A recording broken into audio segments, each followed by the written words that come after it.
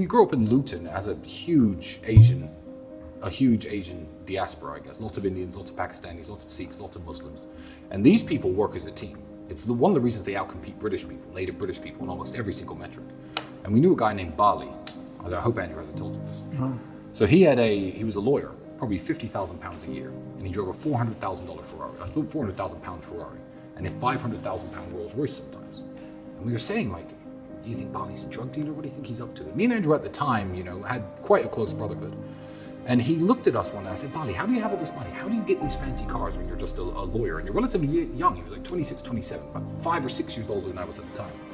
And Bali's exact answer was, I remember he said, you white people are stupid. Now I'm mixed race. He wasn't talking anything racial. He was talking about, I guess, native British people.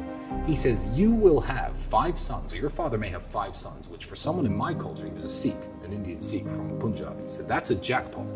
And this Englishman's 5 sons will all move out of the family home. They'll pay 5 rents, probably to people like me. They'll take 5 different student debts out, go on 5 different career paths. They'll get 5 different mortgages, marry 5 different women, and never see each other again. You see, my father had 5 sons. Now I'm a lawyer. My brother's a dentist. My father's an engineer. My other brother owns a construction company. And every single skill set that they needed to flourish was within the household. So we all live in the family home.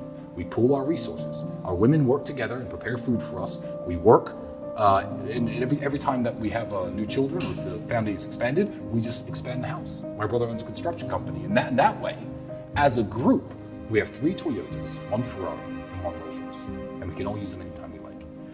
And that was what introduced me and Andrew, because we were flat broke at the time. We had nothing to share. To the idea of certainly, you know what, if we can buy a supercar together, one nice car, then we can just share that car.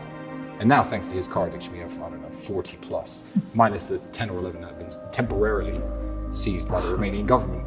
But yeah, it introduced us, I guess, to the concept of pooling your resources and sharing. And you know what? He's 100% right. That is a lesson you can learn from the Indians, from the Pakistanis, because it's benefited us massively.